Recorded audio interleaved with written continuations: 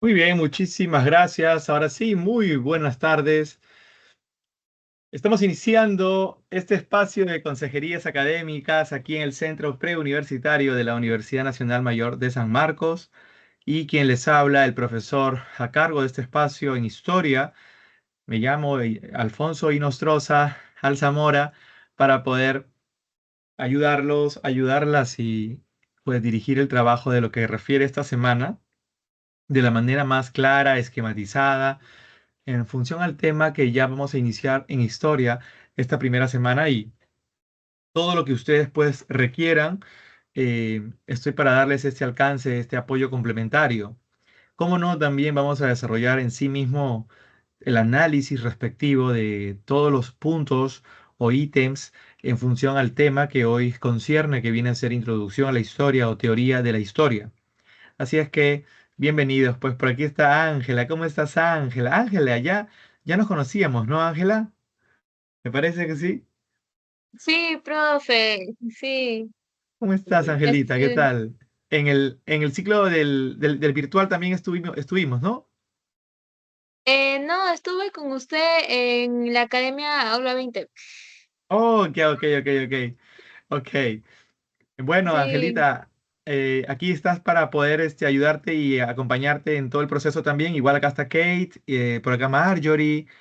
Y pues ayudar a las chicas por ahora en lo que se refiere a los chicos siempre vienen entrando y se va sumando. Acá está entrando Medalit y así este espacio se va llenando entre lo que vienen a ser las 6 y las 8 de la noche. Así es que hemos estado esperando que un poquito más de chicos ingresen y pues ahorita vamos a empezar de una vez ya. Así es que les doy la más cordial bienvenida pues a cada uno, a cada una de ustedes. Así es que para cualquier duda o consulta me pueden tranquilamente llamar pues Alfonso o si desean Alfo, este es mi nombre de abreviatura y mis estudiantes siempre me dicen Alfo, así es que con total confianza para poder pues darles la orientación adecuada. Nosotros vamos entonces ya a iniciar. Ustedes saben que en la pre, ahora para este ciclo nos han bajado una horita en el curso de historia. ¿Ya? Historia lo vamos a llevar solamente en una hora. Entonces, en el horario que ustedes tienen, por ejemplo, Ángela, ¿tú estás en qué horario? ¿En la mañana o en la tarde? en la mañana, profe, pero sin horario. ¿Cómo No así? nos han entregado. Ah, A todavía. ver, no, estoy apuntando nomás. ¿En qué sede estás presencial o virtual? Presencial estoy, profe, acá en Jesús María. Ah, perfecto, perfecto. ¿Te queda más cerca tu casa? Sí, Ah, ya. Genial, perfecto. Entonces, bueno, en la sede en la que se encuentren, igual aquí Kate, que me está escuchando, Marjorie, y también Medalit, en la sede que se encuentren, chicas, este, bueno, el curso de historia ahora es la primera vez, en realidad nunca ha sido así, pero es de una hora, ¿ya? ¿Y qué ocurre? Que este espacio de las consejerías sí son de 2 horas, son de 6 a 8, así clavado 2 horas, ¿ya? Entonces les voy a pedir pues que en todo lo que ustedes puedan los días lunes en este horario, las dudas que les haya quedado durante la semana en el avance, en el análisis de los temas que ustedes van a ver en clase, como es solo una hora, de repente si les queda dudas o algo, estén apuntando todas sus dudas, anoten todo lo que tengan ahí pendiente para que lo puedan ustedes aquí preguntar. Todas las preguntas, no se sientan mal si Ángela trae 8 preguntas o sea, dudas o también preguntas en sí mismas que están de repente teorizadas, ya escritas, preguntas escritas en sí mismas. O quizá, pues, Kate, no importa si traes 15 preguntas o Medley 20, ya, no hay problema. O Marjorie que traiga 50 preguntas. Acá todo lo esclarecemos. Y la otra forma es que también trabajamos la primera semana siempre historia universal y la semana 2 historia del Perú. Y así lo vamos intercalando en lo que es HU, HP, HU, HP, HU, HP, así hasta la semana 18, ¿ya? Ustedes dirán, wow, Alfo, semana 18 está muy lejos todavía. En realidad, los ciclos empiezan rápido y se terminan, pero de verdad, o sea, todo avanza, pero a una velocidad luz. Ustedes mismas van a decir, oye, ahorita que lleguemos hasta, nos faltan 5 meses para que acabe esto, pero se pasa volando, chicas, ¿ya? Así es que bueno. Para los que estén ya viendo también el video de aquí grabado, esto va a quedar grabado. Bienvenidos, bienvenidas. Vamos a iniciar a partir de ese momento el primer tema concerniente a introducción a la historia, teoría de la historia o ciencia histórica, aquí en el Centro PRE de la Universidad Nacional Mayor de San Marcos. Les voy a compartir ya en este momento el material, así es que vamos a empezar a chequearlo. Ustedes saben que en este espacio me pueden interrumpir en cualquier momento, por favor, chicas, en el momento en que ustedes lo requieran para poder preguntar. No tengan pena, tienen el chat o si desean, alcen su manito. Ahorita dicen que hay problemas para cargar los mensajes. A ver, lo voy a actualizar, pero de todas maneras pueden alzar su manito y hacerme la pregunta de vida. ¿Sí? Por favor, sin ningún tipo de temor, ¿ya?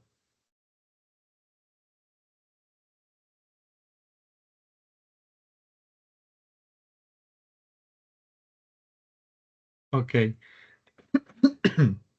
Disculpen. Muy bien, se visualiza. A ver, por favor, eh, si me lo comentan ahí.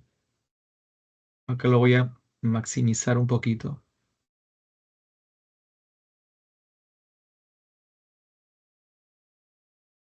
A ver si me comentan. ¿Se llega a visualizar, chicas?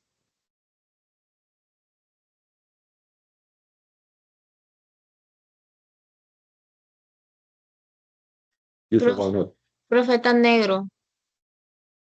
A ver. ¿La pantalla está negra? Sí, Extraño, a ver un ratito.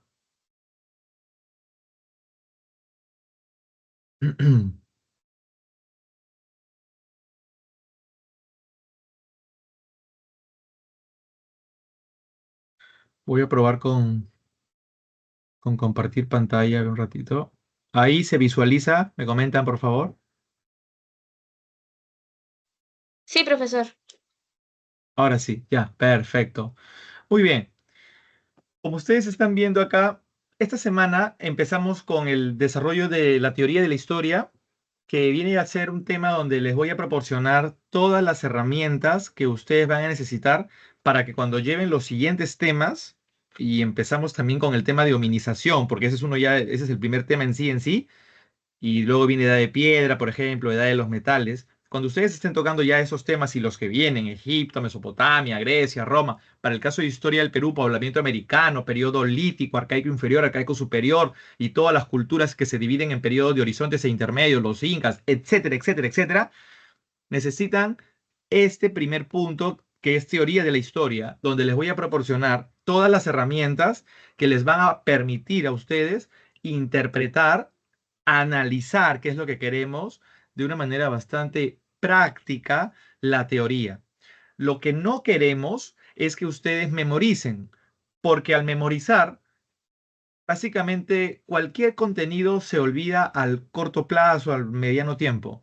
Lo que nos conviene es interpretar, porque de esa forma estoy deduciendo, puedo inferir, puedo hacer algún tipo de discriminación o identificar o lo que sea en función a las preguntas que luego en los exámenes, que ustedes saben son cuatro acá en la pre, nos van a venir. Entonces, las preguntas, tal igual que en el examen de admisión que ha sido ahora ya hace una semana, el área A con medicina y sin medicina, y la semana anterior las áreas B, C, D y E, el examen regular, al igual acá en los exámenes de la pre, también las preguntas tienen el estilo de formato DECO, destrezas cognitivas, como ustedes bien lo saben. Y para el caso de historia, los formatos, o sea, la forma de la pregunta que nosotros les planteamos a ustedes para ver cuánto es lo que ustedes han venido manejando en el desarrollo de las clases, cuánto vamos viendo su desempeño, su estudio, ¿no? Toda su disciplina académica. Nosotros les planteamos un formato de pregunta, como ustedes bien lo saben, con un enunciado bastante extenso. Esas tipo pregunta con enunciado, donde el formato es una pregunta con una introducción extensa, sean 4, 5, 6 líneas, y luego ahí les empezamos a proponer la pregunta en sí misma. Podemos quizá pedirle de algún tema, si son, qué características tiene el tema. Entonces, no les conviene memorizar porque son muchos temas, pero si interpretan, van rápidamente ustedes por el título del tema, con las herramientas que yo les voy a dar ahorita en teoría de la historia, poder deducir y rápido poder llegar a la respuesta. Si les pregunto causas o si les pregunto consecuencias de un tema, ¿ya? Entonces, no se preocupen que cuanto menos se den cuenta, ustedes van a relacionar otros aspectos adicionales que son de repente nombres de personajes, lugares, batallas o algo que se relacione con el tema. Ustedes dicen, oye, pero ¿cómo me aprendí que Carlomagno es el personaje más importante del Imperio Carolingio? No lo memoricé, obviamente, no lo memorizaste, pero como has venido interpretando, así, por el mismo peso de la gravedad, como diríamos, el nombre del personaje se te aprende. Cuando hablamos acerca de las castas sacerdotales, brahmanes, vaisyas, kshatriyas, dices, oye, yo me aprendí que eso está en India. Antes no sabía. Claro, no es que lo has memorizado, sino que lo has interpretado. Por la interpretación, algunos datitos se te van pegando, ¿ya? Entonces, este tema, chicas, es sumamente importante. Yo les diría desde este momento que este tema, sí o sí, aquí no hay negocio, no es negociable, sí o sí este tema lo deben de aprender y manejar al 101%, ¿ya? Esto va a hacer que se les haga más fácil todo el desarrollo del curso. Muy bien, y aquí vamos a entrar con el proceso de hominización, que es la evolución humana, el proceso de cambios morfológicos, psíquicos de la especie Homo y del género Homo, especie homínido, y cómo ha venido cambiando paulatinamente. Ahorita lo chequeamos. Y la edad de piedra y la edad de los metales son dos etapas importantísimas donde hay características que en cada etapa vamos a ir viendo también en el desarrollo de esta primera semana en sí. ¿Ya? Bien, hasta el momento, ¿alguna duda o consulta, por favor?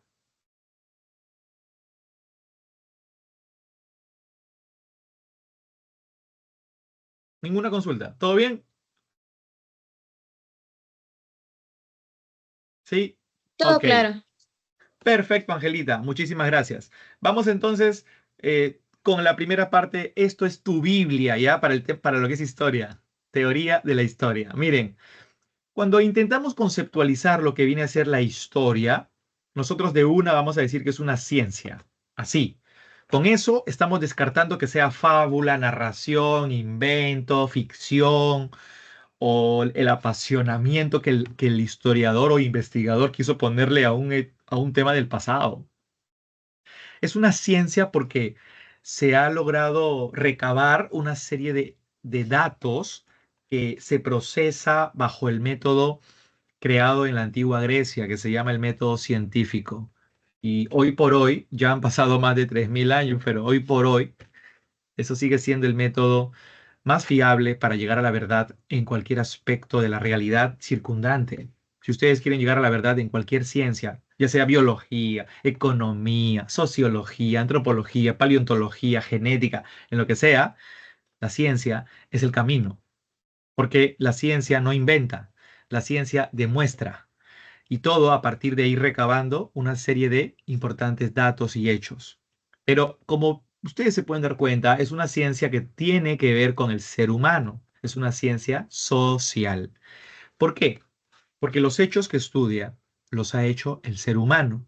Nosotros mismos, solo que en tiempos pretéritos, en tiempos pasados, en el momento de entrar en interacción con el mismo medio geográfico, nosotros los seres humanos construimos, nosotros los seres humanos desarrollamos formas de organización entre nosotros, podemos estar agrupados en bandas, en otra época en clanes, en otra época en tribus.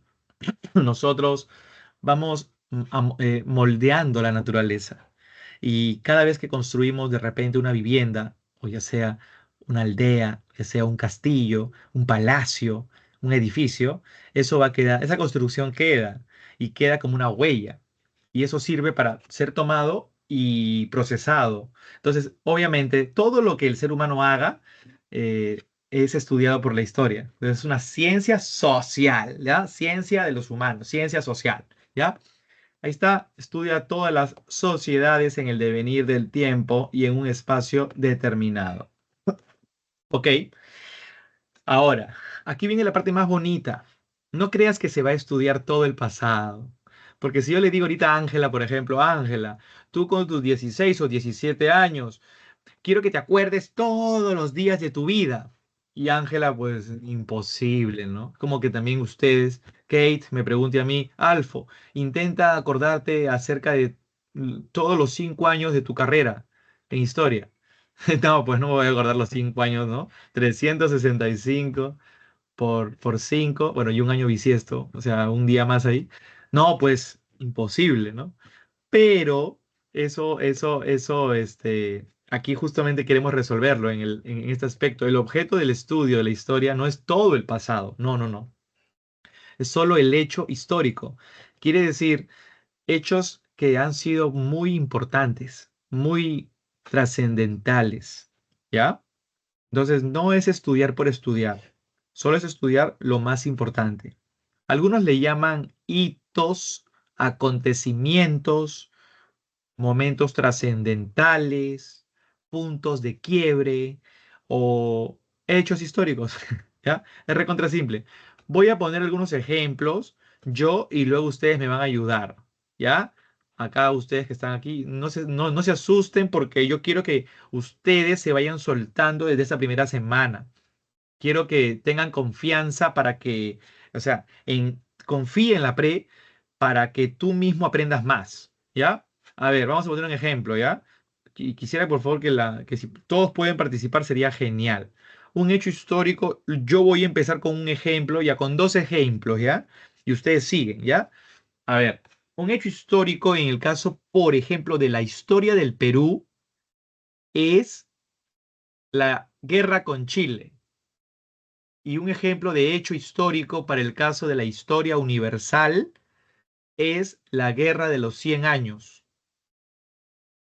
Ya ustedes pueden continuar, a ver, ¿me pueden dar algunos ejemplos de hecho histórico? Vamos, cualquiera, cualquier ejemplo. La Revolución Francesa, Muy bien, Angelita, la Revolución Francesa. Perfecto. Vamos, ejemplos, el resto. Independencia del Perú, Muy bien, Jennifer, la independencia del Perú. Excelente. Vamos, ¿qué dice el resto? Golpe de estado de Velasco. Muy bien, Josué, cuando Velasco dio su golpe de estado y ahí dio el golpe de estado a Belaúnde y inició el gobierno de las Fuerzas Armadas. Perfecto, ¿ah? Buen ejemplo. Otra, por favor, a ver, por ahí, ¿quién más? Con confianza, chicos, no se sientan la Guerra temerosos. Fría, La Guerra Fría, ¿quién me dijo eso? No leí.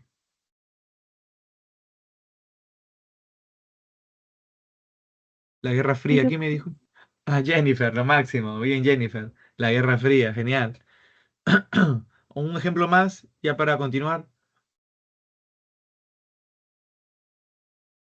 A ver qué me dice Kate, El descubrimiento Marjorie. de América. Bien, Ángela. Hace poco hemos estado el 12 de octubre celebrando un año más del descubrimiento de América. ¿Alguien más? Chicas, Marjorie, bueno, Josué ya mencionó, Einer, Uriel, o Kate, Angeli,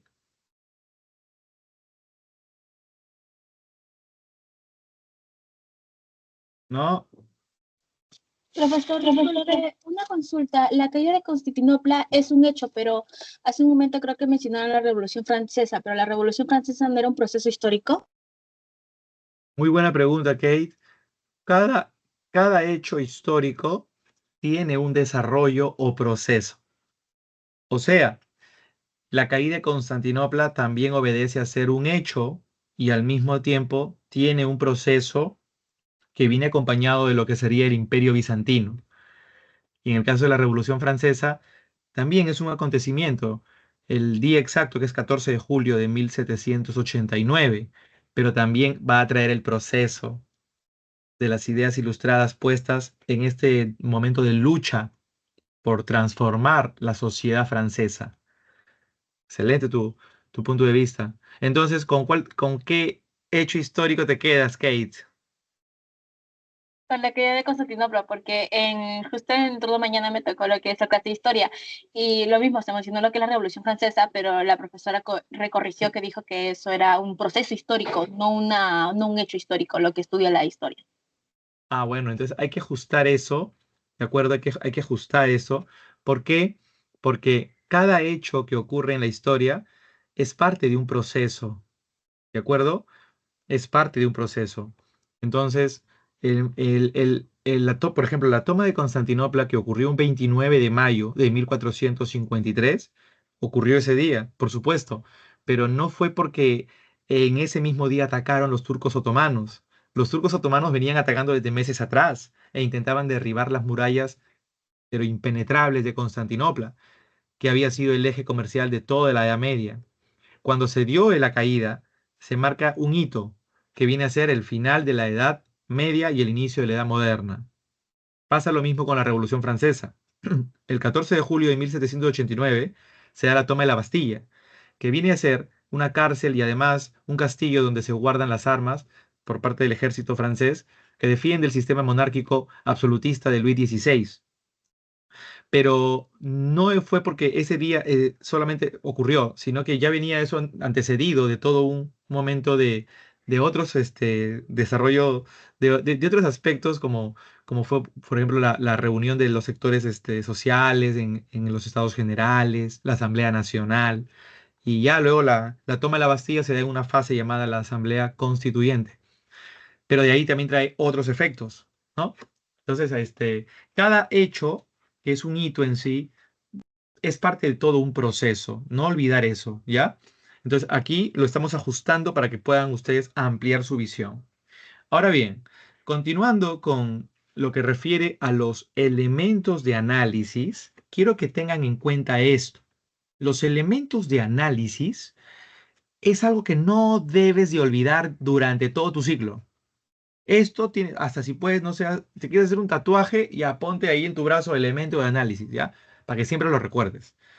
Todos los temas que vamos a hacer, absolutamente todos los temas, se desarrollan, como te decía hace un ratito, Kate, bajo un proceso, porque obedecen a causas, desarrollo y consecuencias, ¿ya? Profe, Causas. Sí, disculpe, sí, adelante, adelante.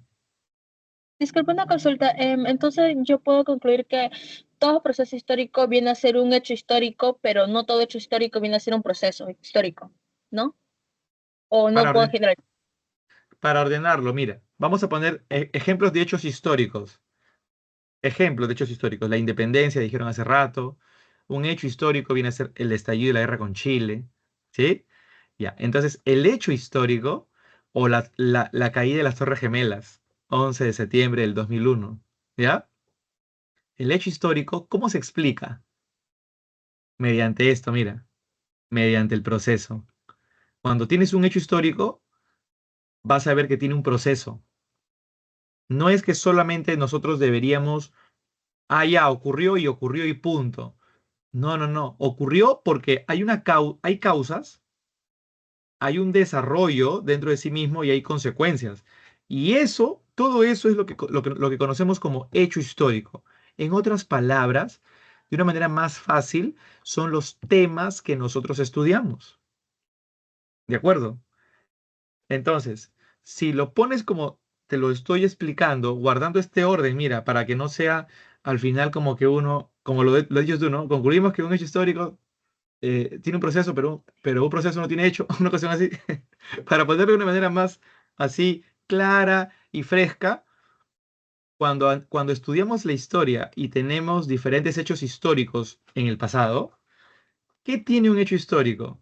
Sus elementos de análisis. ¿Y cuáles son? Vamos a poner el ejemplo, la Revolución Francesa tiene un proceso, claro, que obedece a las causas políticas, económicas, militares, sociales, ideológicas. Tiene un desarrollo, sí, claro, que obedece que obedece al proceso de monarquía, república y imperio.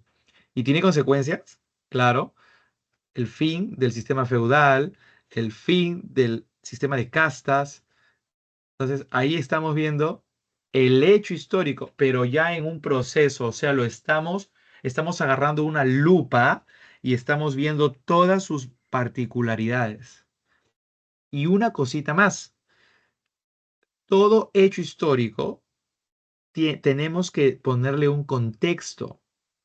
¿Para qué? Para que nosotros nos podamos situar dentro del mismo, hecho histórico. ¿Cuál es ese contexto? El contexto es el espacio. Ejemplo, la independencia del Perú se centra en el Perú, claro, pero en Lima propiamente. En Lima era el centro propiamente Lima es el centro del poder militar. Pero no tampoco vamos a decir que aquí se dieron las batallas por la independencia.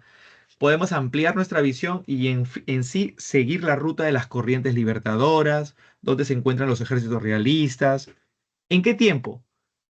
Bueno, si queremos ser precisos, sí, podemos hacerlo, pero, pero no te exigimos que seas tan datero o datera en decirme, oye, dime exactamente qué día San Martín desembarcó en Paracas, en Pisco. No, pues, podemos y ya situarnos en que estamos por el primer quinto del siglo XIX, o sea, siglo XIX, ¿no?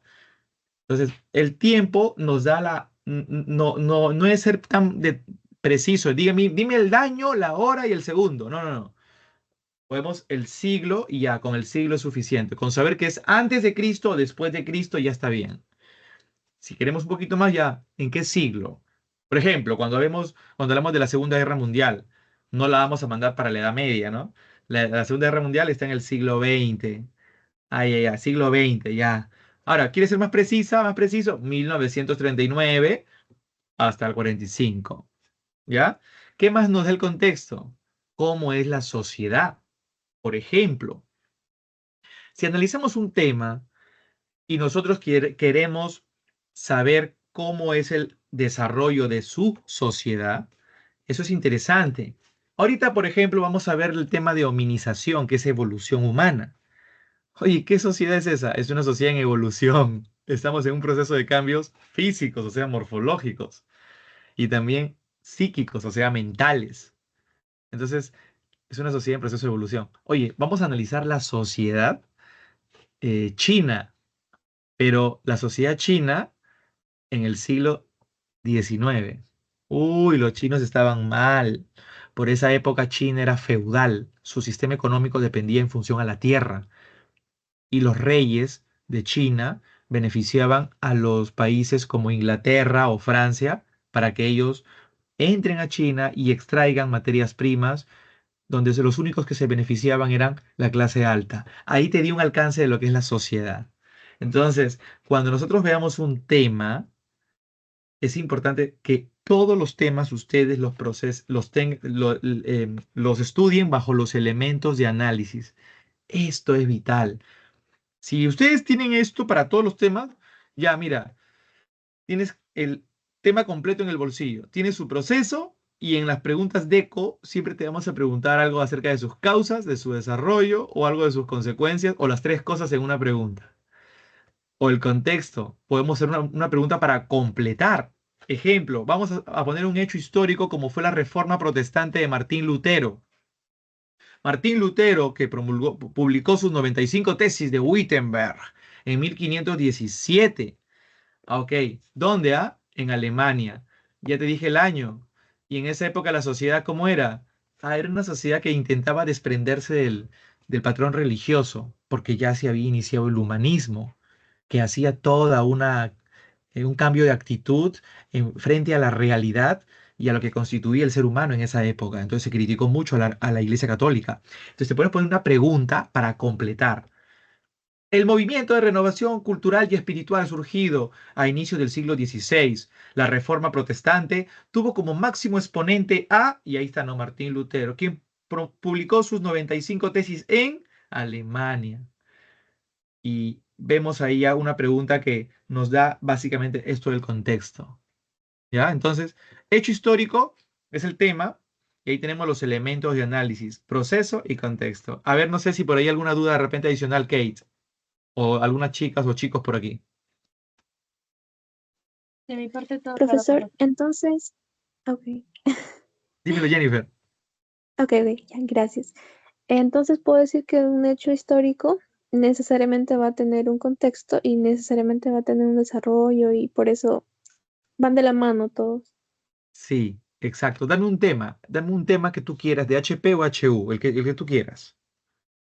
Ok, la quema de ánforas en Chuschis, creo, en Ayacucho. Ah, ya. Ya, inició el terrorismo. pero, bien, bien, pero lo que estás tocando ahí es solamente una pequeña, por así decirlo, parte del hecho en sí que se llama el terrorismo en el Perú. ¿Te das cuenta? Vamos a Ah, poner el caso. profesor, ¿eso no inicia el terrorismo? ¿O estoy mal?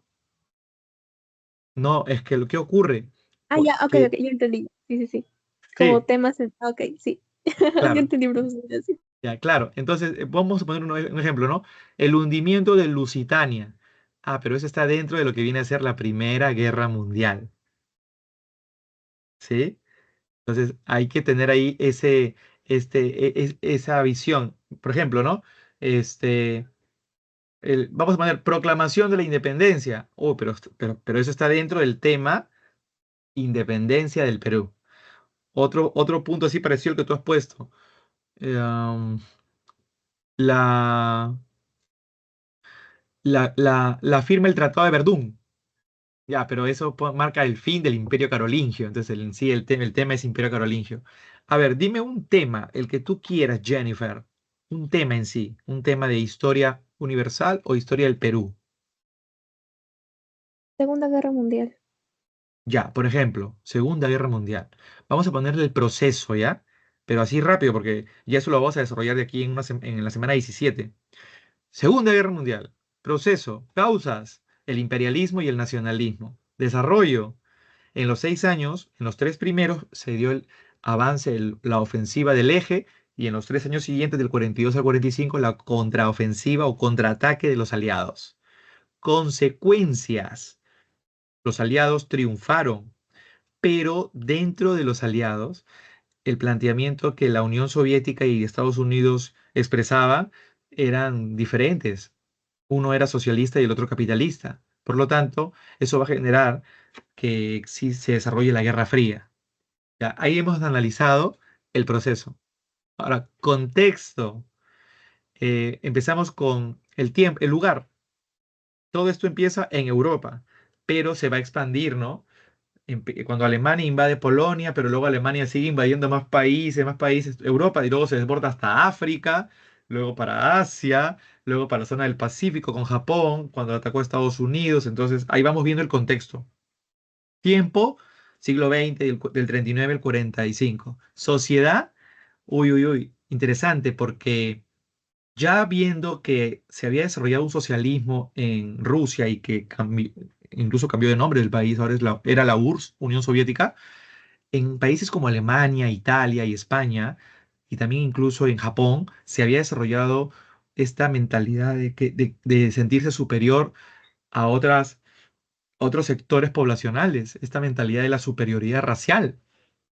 Entonces, ahí con la sociedad vamos describiendo un poco cómo es el pulso de la población, cómo se va dando ciertas temáticas dentro de una época, ¿no? Dentro de una época, ¿ya? Entonces, ahí ya nos metemos al tema sobre todo con el contexto, con ver el lugar, o sea, el espacio, el tiempo y la sociedad, ya te metiste al tema ya. Es como que el tema ya te abrazó y ahora tú tienes que empezar a sentir el tema, viendo sus causas, su desarrollo y sus consecuencias, y ya el tema lo tienes en el bolsillo. ¿Por qué? Las preguntas que a ustedes les vamos a hacer no obedecen a su memorismo. ¿Por qué? Vamos a poner un ejemplo de pregunta, ¿no? Si yo les pondría a ustedes el tema humanismo, ¿ya? Humanismo como una pregunta de la pues suponiendo, ¿no? Yo no les voy a decir, no les voy a preguntar en el examen dónde nació, ni tampoco les voy a preguntar quiénes son sus principales exponentes en sí mismo. La pregunta es un poquito, tiene otro cuerpo, otro formato, es el formato de eco. La pregunta, mira, te va a regalar la definición. El humanismo, movimiento cultural de carácter filosófico y literario, ya te regaló la definición, que planteó introducir un nuevo cambio de actitud frente a la vida, centrándose en el hombre.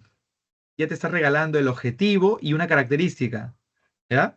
Impulsado por los sectores burgueses, también conocidos como los mecenas, te está regalando el dato de quién lo impulsa, a partir del siglo XV, te está regalando la fecha. Surgido en Florencia, Italia, te regaló el lugar. Se desarrolló, llegó a tener gran impacto y lo que llegó a uno de los factores, ahí está, uno de los factores, eso es causa, uno de los factores que llegó a desarrollarlo es marca la alternativa donde encuentres una causa, es el factor. Ahí está, pues. Esas son las preguntas que nos vienen. Entonces, ustedes, ya cuando estudian el proceso y el contexto, ustedes ya están dominando el tema ya.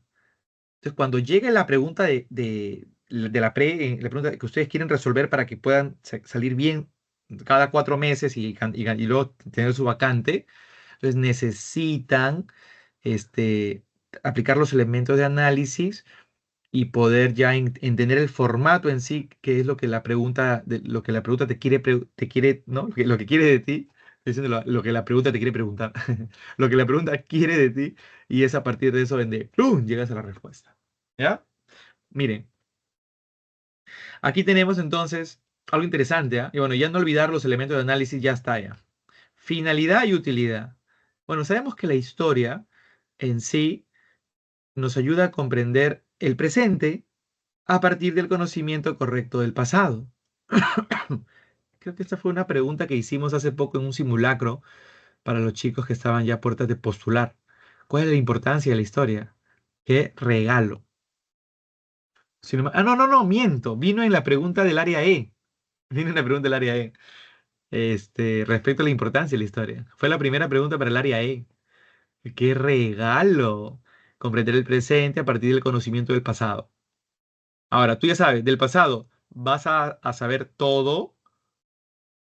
Todo es, si vamos a estudiar, no sé, el combate de Angamos, que es parte de la guerra con Chile, y el personaje más importante ahí es José Miguel María Grau, seminario, Miguel Grau.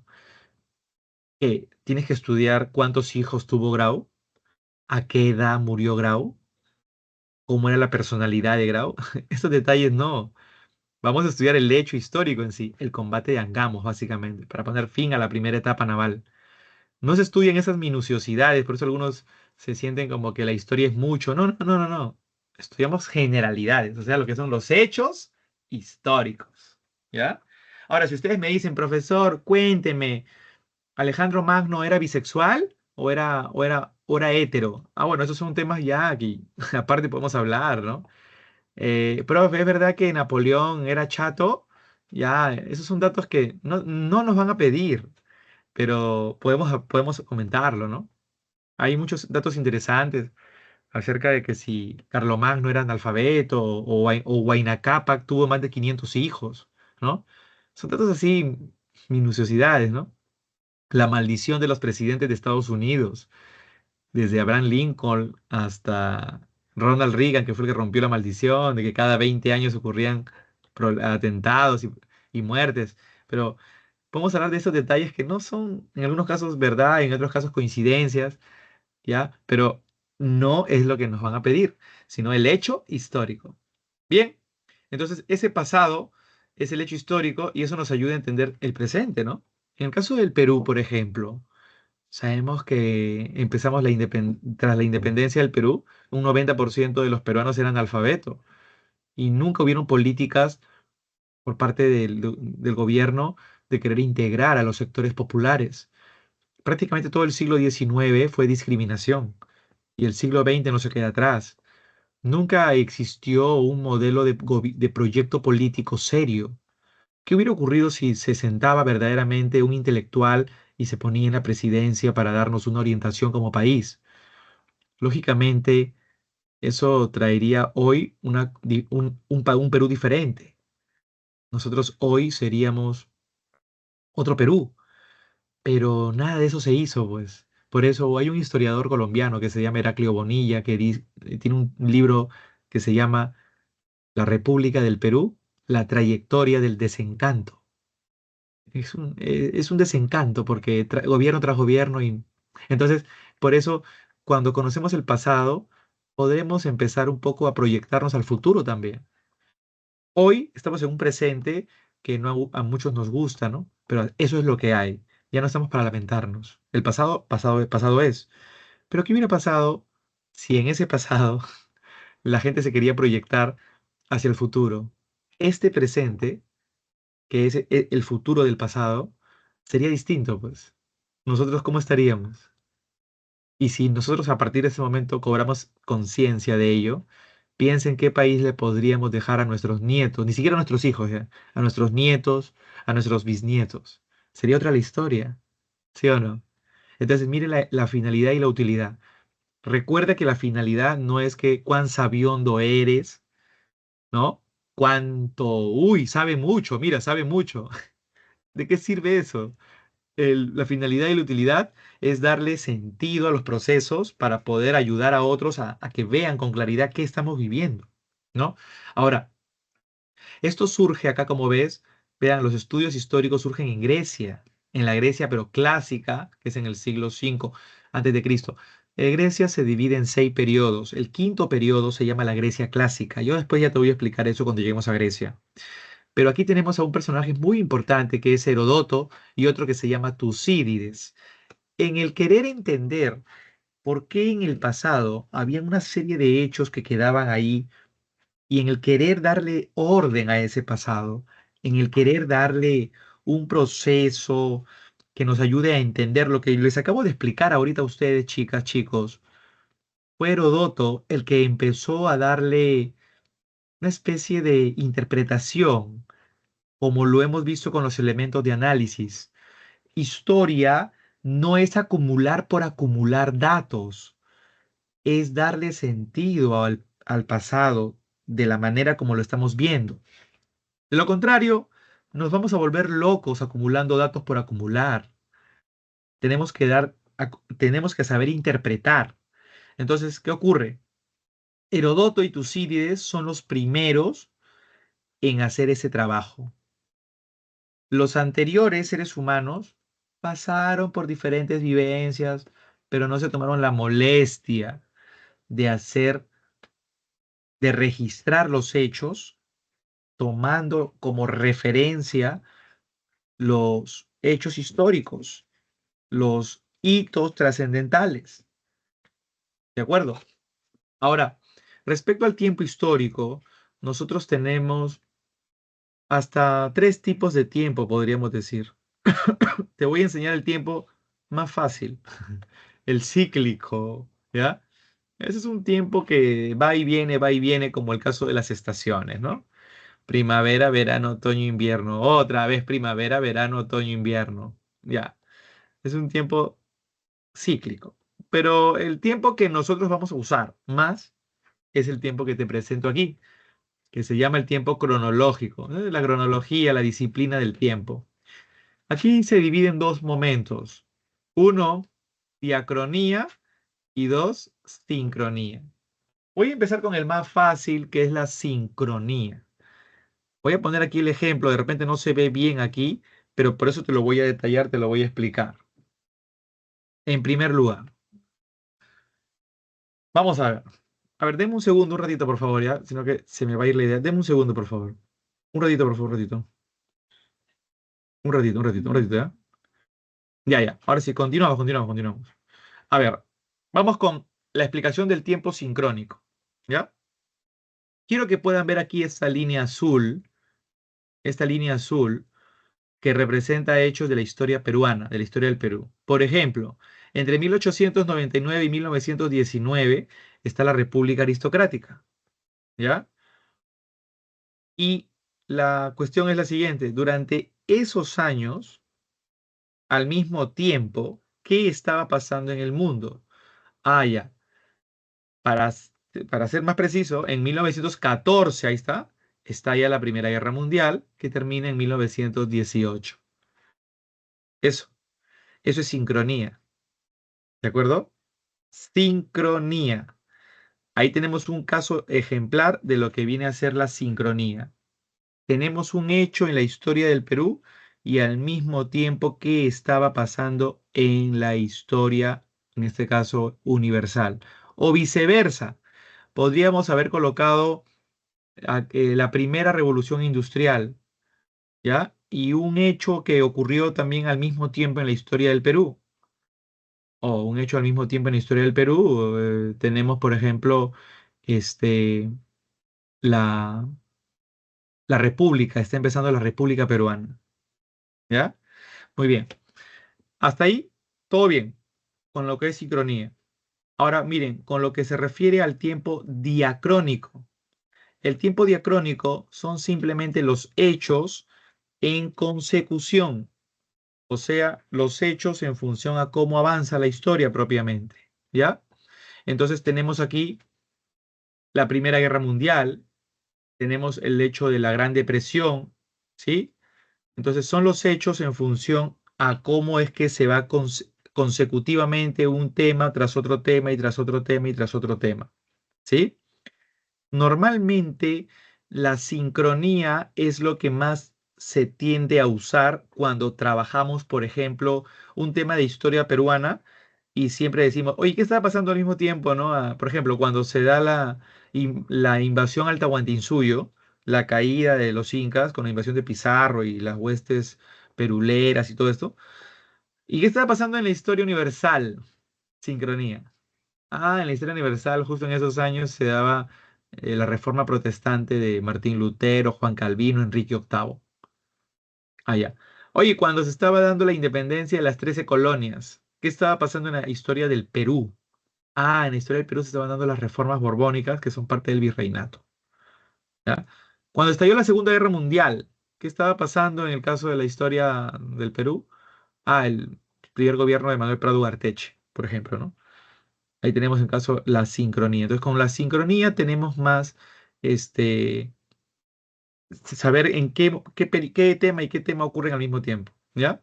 Ahora, respecto, vean ustedes a esto que se llama larga duración del historiador Fernand Braudel. Cuando hablamos nosotros acerca de historia, y ya hemos hecho la definición de lo que es una ciencia social, eh, hay diferentes escuelas historiográficas. ¿Qué es una escuela historiográfica?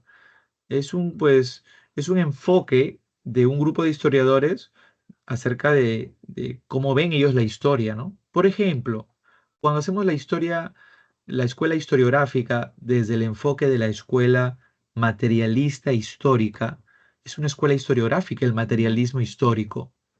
Esta escuela que es representada por Karl Marx, intenta interpretar la historia, pero desde un punto de vista económico. Y está perfecto, no está mal. Ese es el enfoque de esa escuela.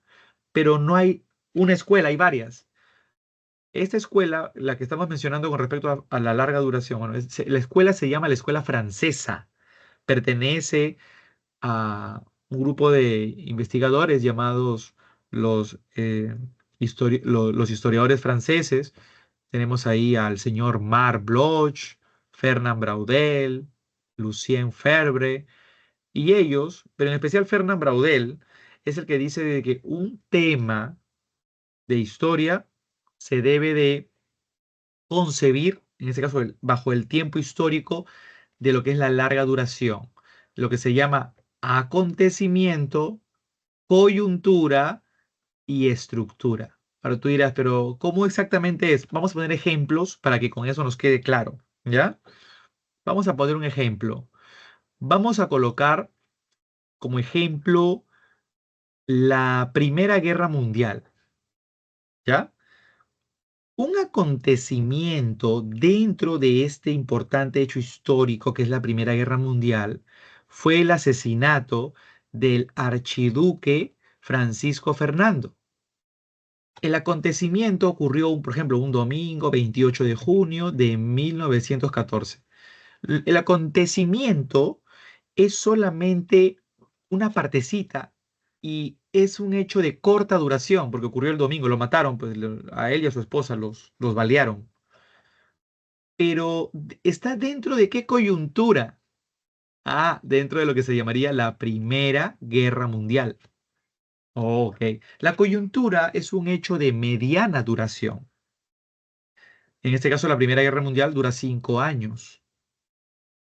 En el acontecimiento solo un día, ¿no? El domingo 28 ocurrió la muerte del archiduque. Y la estructura es un hecho de larga duración. Entonces, ¿dentro de qué se encuentra la Primera Guerra Mundial?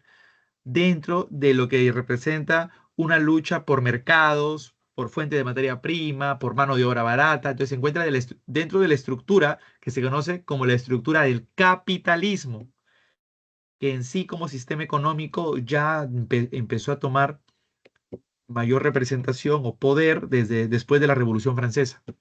Entonces la estructura es un hecho de mayor duración. Entonces, es una manera interesante que los historiadores franceses, bueno, en especial el señor Fernand Braudel, intentó exponer para que, pues, para analizar algún hecho de una manera así interesante, ¿no? Vamos a poner vamos a partir de un acontecimiento, ¿ya? La caída del muro de Berlín. Sí, adelante, adelante. ¿Alguien me pregunta? ¿Los hechos históricos son coyunturas o también Podríamos, pueden ser estructuras? claro, el hecho histórico tenemos que dejarlo como hecho histórico, solo que esta escuela, la escuela francesa, al intentar interpretar los diferentes momentos en la historia, quiere dividirlos en acontecimiento, en coyuntura y estructura. Eso es solo para esta escuela. Nosotros lo que debemos de tener en cuenta es que el hecho histórico es el hecho histórico que tiene su proceso y su contexto, como ya les expliqué. ¿Hasta ahí estamos bien? Sí, sí, profesor. Entonces, bajo lo que es la escuela francesa lo único que intentó hacer es darle un enfoque a la historia, pero un poquito haciendo esta división de acontecimiento, coyuntura y estructura. Y en ese sentido, si quisiéramos encajar el hecho histórico podría encajarse, como tú lo has dicho ahorita, este, Jennifer me habló, ¿no? ¿Sí? En lo que es Sí, coyuntura. Claro, muy bien, Jennifer. Ahí podríamos, ¿no? El hecho histórico. Por ejemplo, si nos vamos con el tema, el acontecimiento que viene a ser la caída del muro de Berlín, ¿dentro de qué coyuntura está? Ah, ¿está dentro de qué coyuntura? Está dentro de lo que es la coyuntura, pues, de la Guerra Fría. La Guerra Fría, que es, ¿no? Un hecho que se dio después de la Segunda Guerra Mundial. Hecho histórico. ¿Y cuál sería la estructura aquí? Podríamos colocar como estructura la edad contemporánea, que es la última edad histórica, es el hecho de mayor duración, ¿sí? Vamos a poner otro ejemplo para lo que es de repente historia del Perú, ¿ya? Historia del Perú. Podríamos colocar, por ejemplo, el día en que a Túpac Amaru lo descuartizaron. Ahí está el acontecimiento, ¿ya? ¿Dentro de qué coyuntura está? Ah, pues la rebelión de Túpac Amaru. ¿Y qué estructura? ¿La estructura cuál sería? Pues nos encontramos en el siglo XVIII, que es el siglo de las rebeliones indígenas. Hasta incluso podríamos colocar estructura el virreinato, porque estamos en la época del virreinato. Es un hecho de mayor duración, ¿ya? Entonces, nada más tener en cuenta, no les van a pedir ejemplos, pero lo que tienen que tener en cuenta es que la forma de dividir el tiempo obedece el tiempo histórico a esto que es cíclico, lo que es el cronológico, donde más lo que usamos es la sincronía, ¿ya? Y también está el hecho de la división de larga duración que toma el señor Braudel, que es de la escuela francesa. Esta escuela francesa nace después de la Segunda Guerra Mundial, allá en realidad por la década de los 50. Y también se le conoce como la escuela de los anales. A-N y ya como sigue, anales, ¿ya? Escuela francesa o escuela de los anales, ¿ya? Es una escuela historiográfica. Muy bien, recuerden que lo que más vamos a usar nosotros es el tiempo sincrónico. ¿Ya, chicas, chicos? Ahora, habíamos dicho que la historia es una ciencia. ¿Por qué es una ciencia? Porque tiene que tomar hechos del pasado, pero en este caso procesarlos. Ahí entonces entramos al punto de fuentes históricas, que viene a ser todo vestigio que proporciona información para reconstruir hechos históricos. Lo que normalmente existe más y más y más son las fuentes materiales, toda evidencia física de presencia humana. Vamos a poner, ¿no?, artefactos, una espada, una cerámica, un telar, una armadura. Ahí están los artefactos. Construcciones, desde palacios, templos, fortalezas, castillos, viviendas, chozas, aldeas. Desperdicios. Lo más antiguo podríamos encontrarlo en los coprolitos, que son ese excremento fosilizado, o toda clase de desperdicios que haya quedado tras una guerra y nos ayuda a ir armando o interpretando la historia. Restos humanos, para cualquier época, no solo para el tema de la evolución humana, los restos humanos que también nos proporciona, por ejemplo, lo que ocurrió en Chernobyl o lo que ocurrió en el Holocausto tras la Segunda Guerra Mundial, o los restos humanos en función a las muertes que ocasionó la COVID 2019, o restos humanos que sean en este caso también que nos ayuden a armar la historia. Por ejemplo, en Chorrillos encontraron un soldado chileno que murió ahí, pues, ¿no? Estaba enterrado tras la batalla de San Juan o Chorrillos, allá en enero de 1881. Y este soldado que fue encontrado cuando estaban construyendo un edificio a finales de la década de los 90, acá gobernaba el chino en esa época, desenterraron el cuerpo, pensaron que era un asesinato, algo que había ocurrido ahí nomás en la misma época, pero no, pues ya se dieron cuenta que era un soldado, llevaba el uniforme chileno, este, llevaba donde se guardan las municiones, llevaba un cuchillo, llevaba su rifle con bayoneta, su rifle Mauser, tenía el uniforme característico con los colores de la Armada chilena. Entonces ahí se dan cuenta, del ejército chileno, perdón. Entonces ahí se dan cuenta que este resto humano nos ayuda a acercarnos a un hecho histórico, fuente material, ¿no? Ahora vean, cuando hablamos de las fuentes escritas, esto nos da más detalle, con mayor así énfasis, porque al momento de redactar algo, todos los textos que se encuentran contenidos en diversos soportes. Tú dirás, profe, ¿cómo es eso? ¿Cómo es eso de contenidos en diversos soportes? Por ejemplo, aquí tenemos el telegrama de Zimmermann, que fue una comunicación que Alemania le intenta mandar a través de un telegrama a México en plena Primera Guerra Mundial para ver si México, al recibir armas de Alemania, le hace la guerra a Estados Unidos, ¿no? Podemos encontrar textos no solamente en un telegrama, ¿no? En un periódico, eh, un texto, o sea, escritura me refiero, escritura. Podemos encontrarla en un tratado. La escritura podemos encontrarla en un diario, el diario de Ana Frank. La escritura podemos encontrarla en una crónica, las crónicas del siglo XVI en la conquista del Perú, por ejemplo, ¿no? Podemos encontrar fuentes escritas no solamente en papel, podemos encontrarlas en pergamino o en papiro o incluso en soportes un poco ya más duros. Por ejemplo, imagínense encontrar escritura en hueso en China antigua, los huesos oraculares de la época de la dinastía Shang. Encontrar escritura sobre tablillas de arcilla, como fue el caso de Mesopotamia. Entonces la escritura la encontramos desde una superficie como roca, marfil, arcilla, papel, pergamino, papiro, sobre diferente, incluso este, sobre metal, sobre mármol, pero por eso dice en diversos soportes, pero nos van a brindar datos acerca del pasado. Les hago una pregunta. ¿Las culturas como Chavín, Mochica, Huari, Tiahuanaco, tenían escritura o no? No, profesor. No, pues. Esas sociedades no tienen escritura. Son sociedades ágrafas. A, prefijo de grafo, que es escritura. A significa sin escritura. Hasta que se pruebe lo contrario, hoy por hoy vamos a decir que no tienen escritura. Pero quién sabe, puede llegar a algún investigador que nos diga, oye, no, sí hay escritura, se equivocaron, ja, ja, ja. Una época, un arqueólogo, el señor Rafael Arco Hoyle, intentó probar que los payares que la cultura mochica posee tienen un tipo de escritura y él le denominó la escritura payariforme.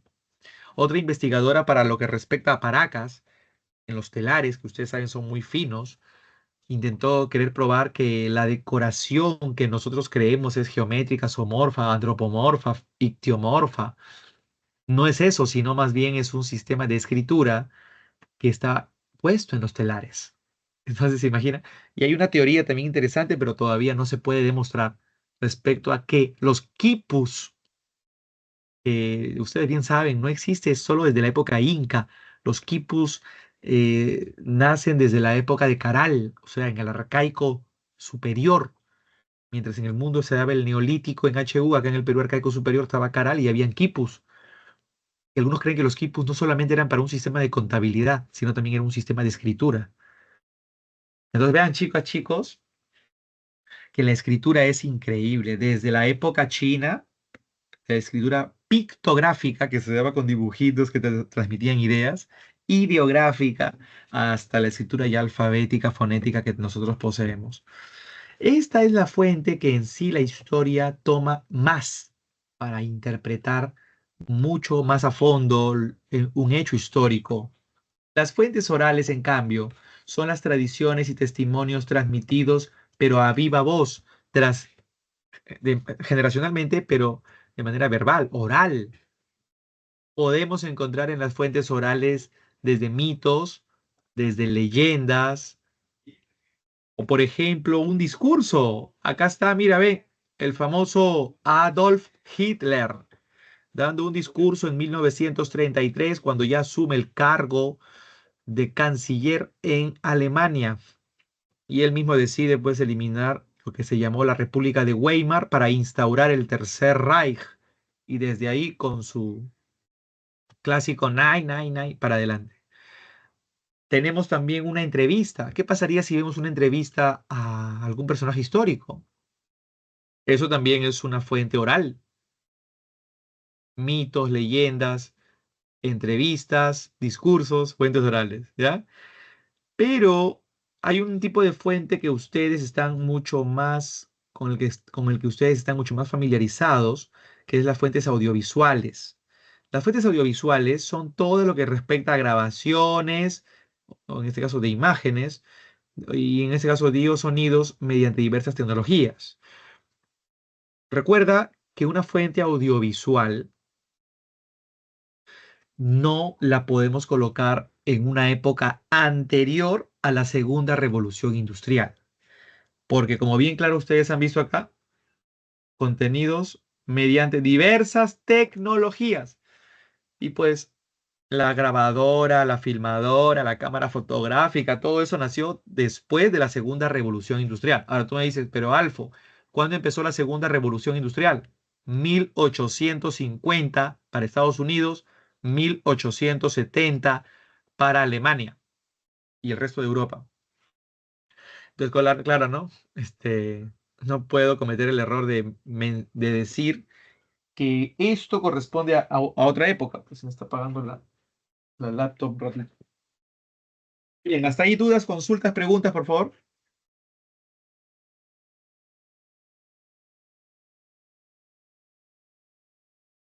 ¿Todo bien hasta ahí? Sí, Están con profesor. vida. Están con vida, ¿no? Ahora. Sí, profe, todo claro. Ah, ya, perfecto, muy bien. Si necesitan que en algún momento ponga otros ejemplos, profe, no entendí esta teoría, ponga más ejemplos. Me dicen, ¿ah? Tienen que decirme con total así confianza para que no se queden, ¿ya? Porque casi la mayoría de explicaciones se pueden entender con su definición, pero también los ejemplos son muy importantes, ¿ya?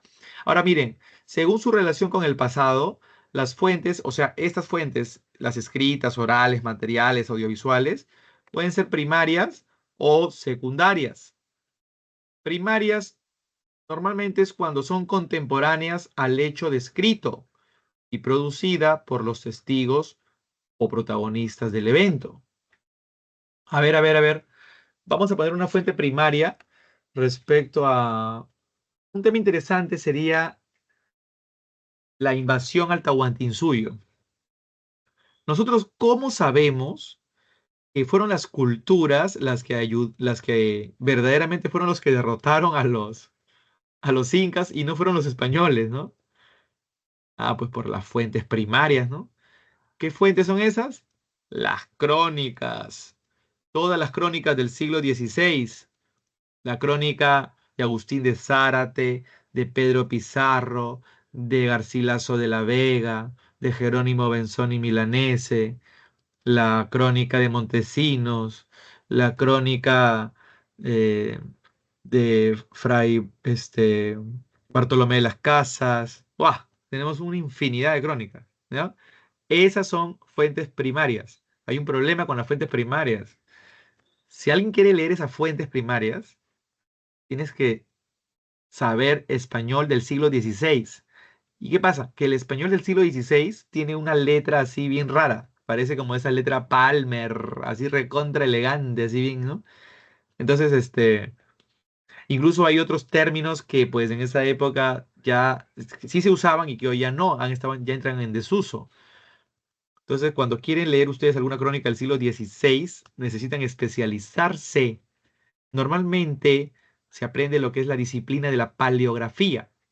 Las fuentes primarias, ya sea para entender la caída del Imperio Incaico con la invasión al Tahuantinsuyo y otros temas adicionales, normalmente las fuentes primarias son tomadas por especialistas.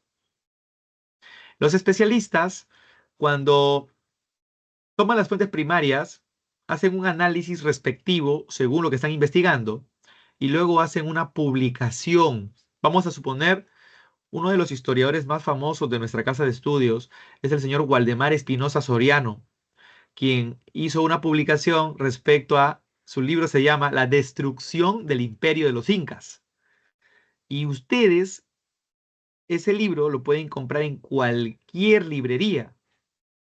Ese libro constituye una fuente secundaria, porque son producidas con posterioridad a los hechos por personas, este es el señor Waldemar Espinosa Soriano, que no participaron del evento, porque Waldemar no era ni siquiera inca, ni tampoco un español que llegó a invadir, ¿no? Entonces, no es del siglo XVI, pues él es actual.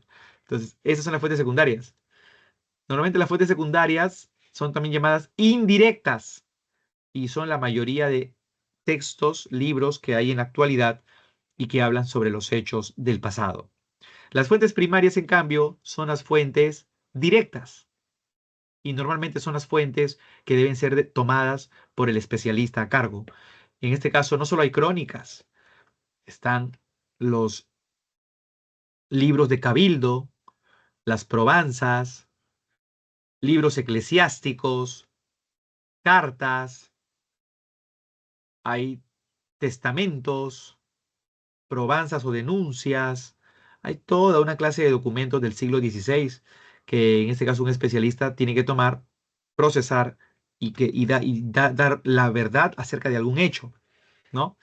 Bien, entonces según la relación con el pasado, ya saben, pues según su origen, las fuentes pueden ser primarias o directas o secundarias o indirectas, ¿ya? Ahora sí, esta parte es sumamente fácil. Ustedes esta semana están estudiando teoría de la historia y van a ver las ciencias auxiliares. Son todas las ciencias que ayudan a la historia, auxilian a la historia, pues, ¿no? Dándole un mayor conocimiento a la historia, ¿no? Por ejemplo, la arqueología estudia todo lo que son restos materiales dejados por el ser humano. Ahí tenemos, mira, los guerreros de terracota, ¿no? Descubrimiento de nuevos guerreros de terracota en 2009. Antropología estudia al hombre como ser físico y cultural.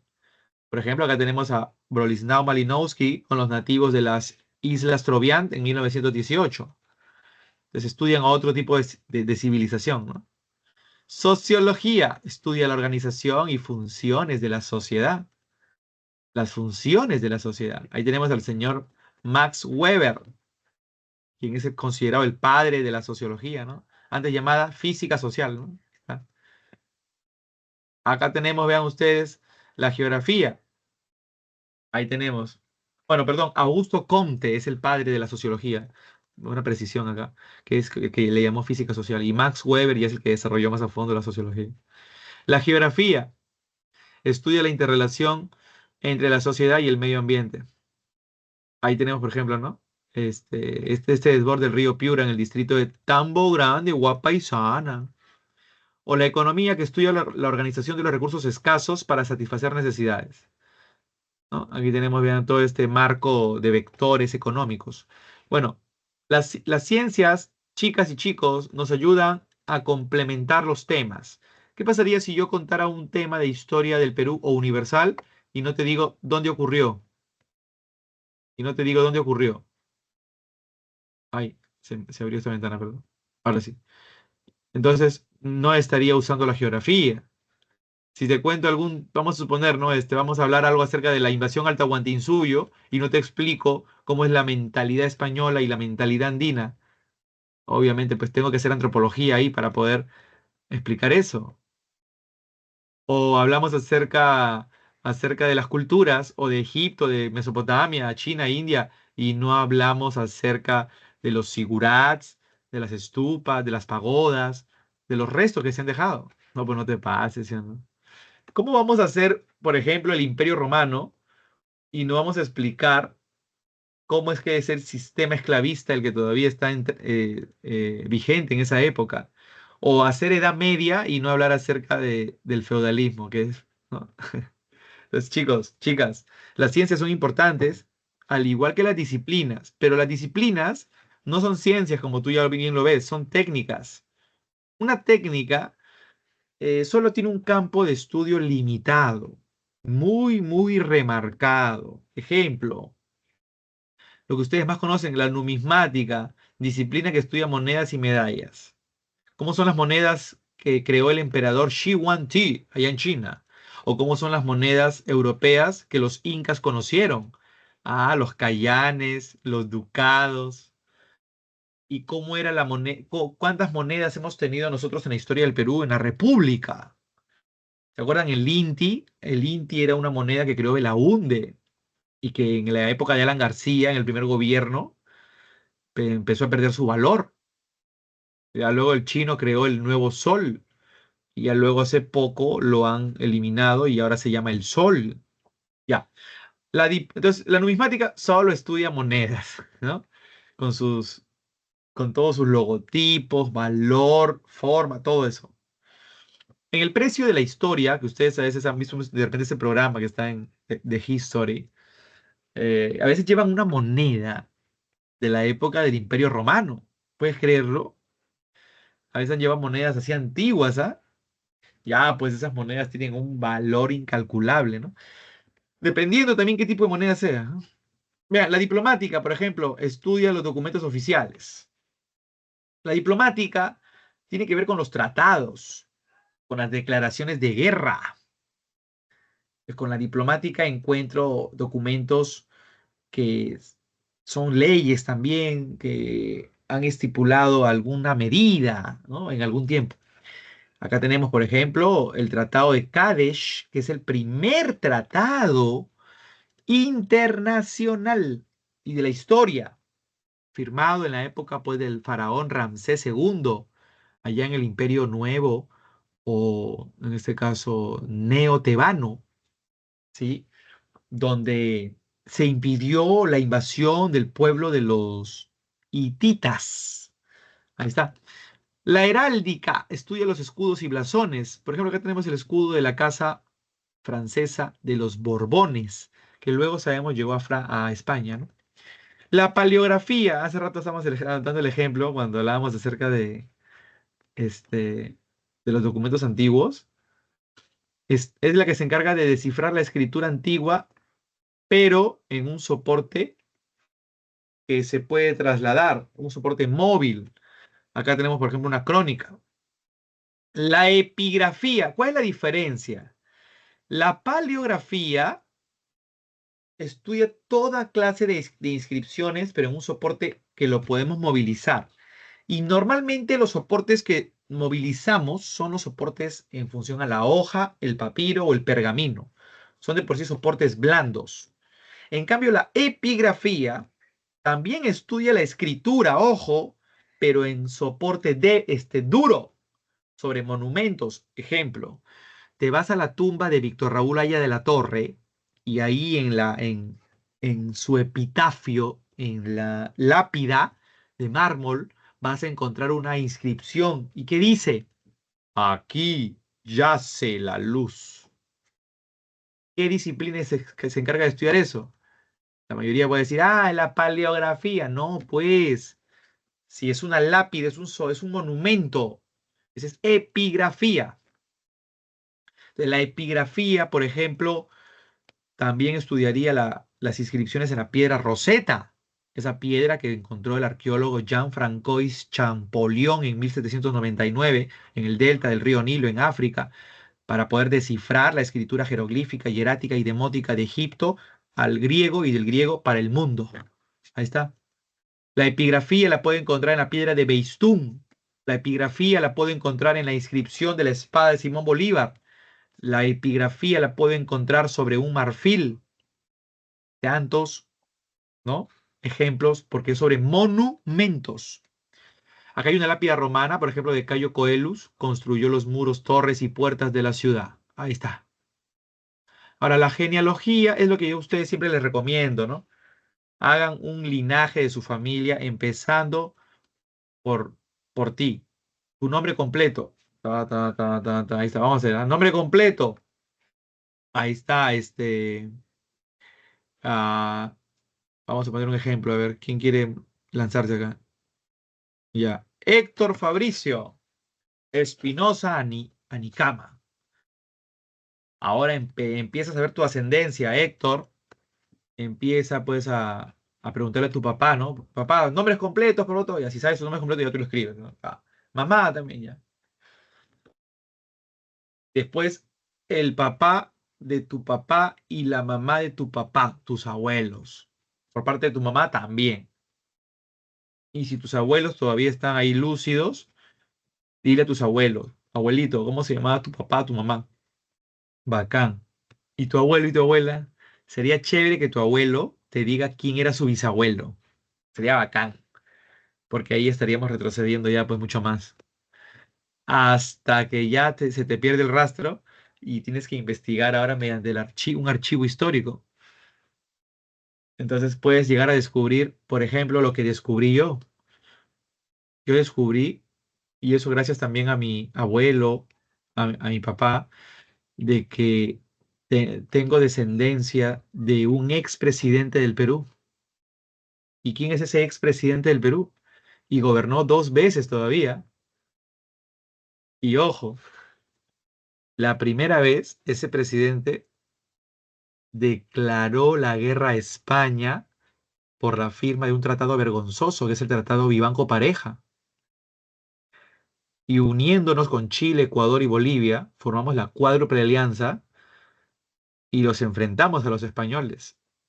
Y el enfrentamiento más importante, el final de todo, como diríamos el Avengers Endgame, se dio un 2 de mayo de 1866. El combate del 2 de mayo. ¿Quién era el presidente del Perú en ese momento? Él es mi tatarabuelo. ¿Quién es? ¿Alguien sabe, no?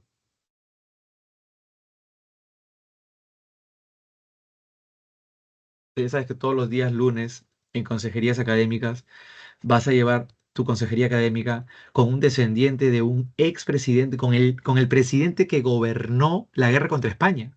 ¿Sabes quién es? Están googleando ahí. Están googleando, ¿no? Ese expresidente se llama Mariano Ignacio Prado Ochoa. Mariano Ignacio Prado Ochoa. Practiquen su genealogía y se van a llevar sorpresas. Se van a llevar sorpresas, ¿ah? Ok. Ahora miren, esta división del tiempo es la más accesible, práctica que existe. La llamamos la división tradicional o la división clásica del señor Cellarius, así le decían. Él escribía en realidad bajo ese seudónimo. Su nombre, Cristóbal Keller. Bueno, los seudónimos es lo que ustedes, por ejemplo, hacen cuando quieren subir su cuenta de Instagram y ponen, ¿no? Patito lindo. O de repente ponen, ya no ponen Bad Bunny, sino ponen, Bad Funny. No sé. Entonces, ustedes ponen un seudónimo, ¿sí o no? Y ya con ese seudónimo se quedan, pues, ¿no? Entonces, en mi caso, Alfo History, por favor, Alfo History en YouTube. Ese es mi seudónimo, ¿ya? Así me vas a encontrar en YouTube y algunos lo saben, ¿ya? Pero Cellarius es Cristóbal Keller. Propuso una periodización basándose en hechos históricos dentro de Europa, eurocéntrica, cronológica, en función a acontecimientos. Dividió el desarrollo de la humanidad a partir de la escritura hasta el siglo XVIII. En realidad, pues lo que él creó fue la Edad Antigua, la Edad Media y la Edad Nueva, que ya luego sería llamada moderna. Posteriormente se agregó la denominada Edad Contemporánea, ya que lo hizo otro célebre investigador llamado Butinza, de apellido Butinza.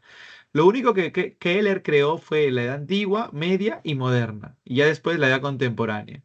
Entonces, él dividió la historia en edades y empezó a partir de qué momento. Esta periodización empieza desde la invención de la escritura. Algunos colocan el año 4000, otros 3500, otros 3000 antes de Cristo, así es que es variable, no pasa nada. Pero ahí está. ¿Cuándo termina la Edad Antigua? Cuando Roma, pero el Roma de Occidente cayó. Esta es la caída de Roma Occidental en el año 476.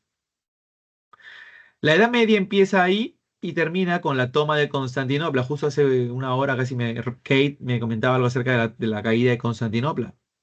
Y luego la Edad Moderna empieza y esta termina con la Revolución Francesa. Y la Edad Contemporánea es la que estamos viviendo desde 1789. Pregunto, ¿el día de hoy seguimos en Edad Contemporánea o no? ¿Qué opinan?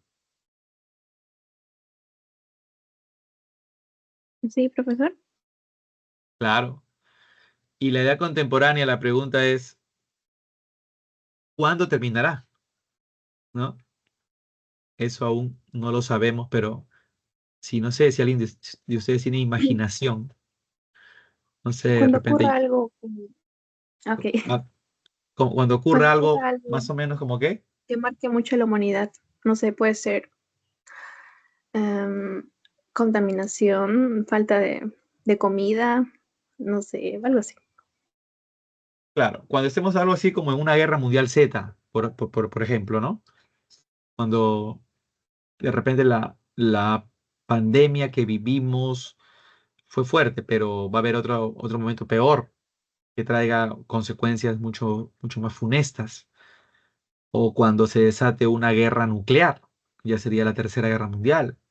Bueno, o- si es que colonizamos Marte, definitivamente ya no podría ser edad contemporánea, ya tendríamos que ponerle otro nombre ya, ¿no? En fin, creo que hasta aquí estos aspectos que hemos tocado los tienen que tener ustedes bien establecidos para poder entender los temas que vienen. Por ejemplo, este tema que lo están viendo esta semana, ¿cómo lo van a abordar? El tema de la evolución humana, o también llamado hominización. Otros lo llaman antropogénesis. Génesis es origen y antropo es hombre, es el origen del hombre. En realidad eso está marcado por un proceso evolutivo. Quiere decir, en lo biológico, en lo psíquico y en lo social, de los homínidos que permitió el surgimiento del género Homo. Hay que ser claros, esto ocurre en África, característica principal. Aquí podríamos empezar a ver ya lo que es el contexto. En África, y empieza entre los 7 a 6 millones de años antes de Cristo. A nivel de su sociedad, no podríamos decir que el hombre había logrado forjar una sociedad estable porque está en un proceso de cambios. Por lo tanto, ahí ya vimos el contexto. Ahorita vamos a entrar con el tema del proceso, con las causas o factores, ¿ya? Y vamos a ver todo el proceso luego y las consecuencias, claro está. África es considerada entonces como la cuna de la humanidad, ¿ya? Los restos más antiguos se encuentran en el país de Etiopía, pero al costado de Etiopía, como pueden ver, está Kenia y más al sur ahí Tanzania. Toda esta zona es una zona en la que recorre el famoso Valle del Rift, que viene a ser una grieta, o sea, un hueco que separó a África en estas dos partes. Vean, los homínidos van en este caso a nacer producto de este proceso de evolución. Ahora tú dirás, pero Alfo, ¿de dónde nacieron? Pues nacieron de los primates, una especie de monos que en un proceso de cambios por sobrevivir fue abandonando la manera de caminar en cuatro patas y se volvieron bípedos. Y el cerebro de estos primates va a sufrir un proceso de alteración. Bueno, ahora ya no son primates, desde que son bípedos se llaman homínidos. A nivel de su cerebro va a empezar a darse un proceso de cambios, producto de que se alimentaban estos eh, homínidos de carne y empieza un proceso de desarrollo cerebral. Aquí están las causas. Todo empieza a raíz de esta falla geológica llamada el Valle del Rift, ¿ya? Que divide a África en dos partes. El hueco genera que un grupo de eh, primates vaya para el lado izquierdo, para la zona occidental, y el otro para el lado derecho, para la zona oriental. Va surgiendo la sabana. La sabana es una zona ni, vamos a decir, ni árida ni boscosa, pero es el escenario donde se va a dar la evolución. La marcha bípeda se llega a desarrollar con un paso de tiempo larguísimo y la postura o posición es cada vez más erguida, una postura que va formando la columna vertebral, una columna que tiene forma de S, la forma sinuosa, pero eso va a ser con el paso del tiempo. Se especializa el pulgar oponible en las manos, que es el dedo gordo que nos permite aprender o tomar, manipular objetos. Y el crecimiento de la masa encefálica, que en este caso es el cerebro, con el desarrollo de las diversas áreas del pensamiento. Vean ustedes, aquí está alguno de los factores: columna vertebral más sinuosa, reducción de brazos, alargamiento de las piernas. Ahora, la familia de los homínidos, como te mencionaba aquí te decía, homínidos destacan los géneros Australopithecus y Homo. Aquí como hemos puesto, la familia de los homínidos justo se divide en Australopithecus y Homo, en esas dos, ¿ya?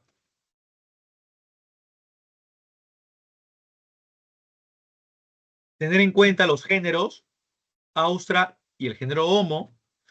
Nosotros somos parte del género Homo y el proceso de evolución, chicas y chicos, lo van a ver aquí, en la edad de piedra, que viene a ser la etapa donde vamos a dividir en tres partes la edad de piedra. La consideramos como paleolítico, mesolítico y el neolítico. Esta edad de piedra vendría a ser la primera etapa en sí de la historia universal, porque en el paleolítico es donde va a surgir el hombre y empieza su proceso de evolución.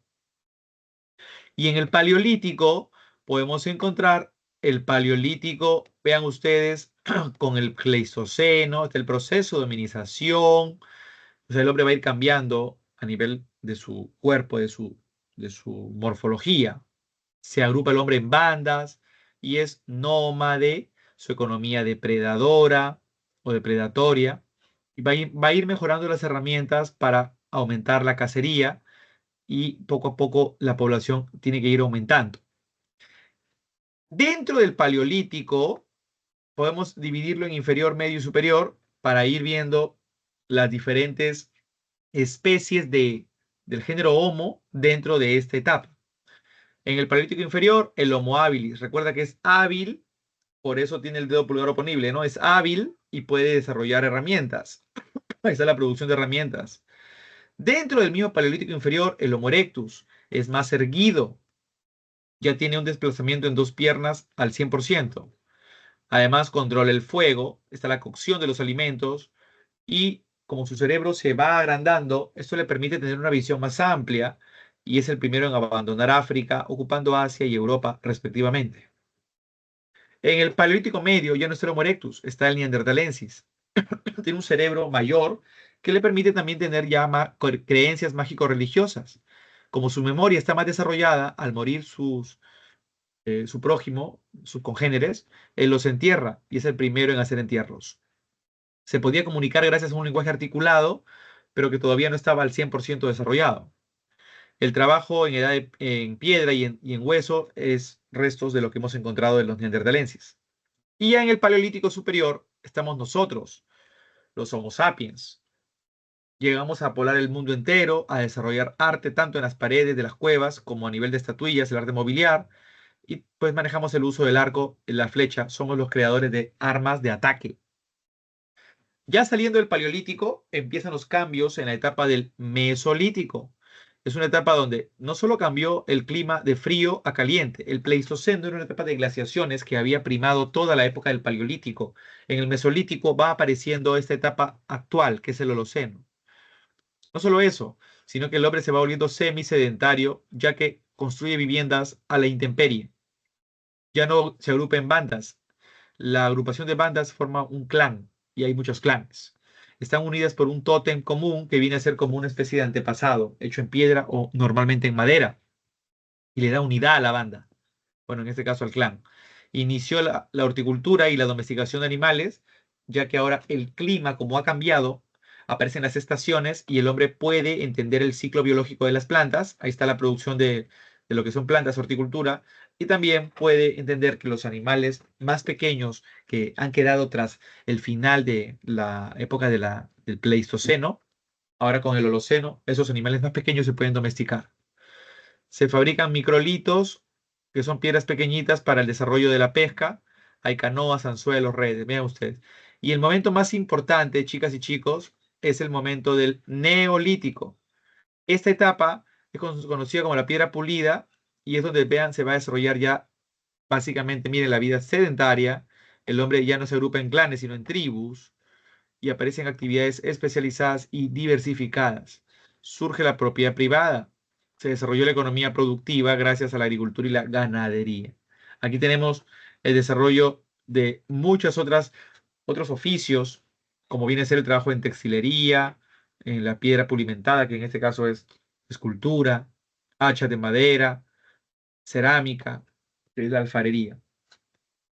Dentro de este periodo neolítico destacaron construcciones megalíticas. Esta es la arquitectura megalítica, ¿no? Acá, por ejemplo, tenemos las grandes tumbas. Este es el caso de los dolmens. Tienen forma como de una mesa. Son 3 piedras, ¿no? Forman como un arco. Los cromlech, por ejemplo. Y ahí está, pues la economía es productora, ¿no? Eso fue planteado por el señor Gordon Shire, importante arqueólogo, acá lo ven, Bere Gordon Shire. Y esto va a traer consigo el surgimiento de una economía productora que generará sobrantes o excedentes productivos. ¿Dónde ocurrió este suceso? Pues la revolución neolítica ocurrió, como ven aquí en este mapa, en 5 lugares a la vez. Empezando por la media luna fértil que abarca Mesopotamia y Egipto, India, China, que es las zonas del lejano oriente, en México y en Perú. ¿Sí? Y así la sedentarización se logró. Ahora vean, aquí tenemos un cuadro resumen para que ustedes puedan, chicas y chicos, manejarlo de una manera más compacta y sintética, no olvidando los elementos de análisis. Tómenle un screenshot, por favor. Y ahora entramos a la etapa de la edad de los metales, que en este caso, ya tras que el hombre logró desarrollar la agricultura y la ganadería y se volvió sedentario, pudo tener más tiempo para dedicarse a actividades como ir viendo algunos objetos de la naturaleza. Tenemos el cobre, tenemos el bronce, y luego viene la edad del hierro. En lo que se respecta a la edad del cobre, chicas, chicos, se usó simultáneamente la piedra todavía. No es que el hombre dejó la piedra de la noche a la mañana. Recuerda que en la historia todo es un proceso. Surge esta actividad importante que es la metalurgia y la orfebrería, en este caso usándose hornos a altas temperaturas para forjar el metal. ¿Qué se elaboran? Utensilios, herramientas de metal que incrementan intercambios.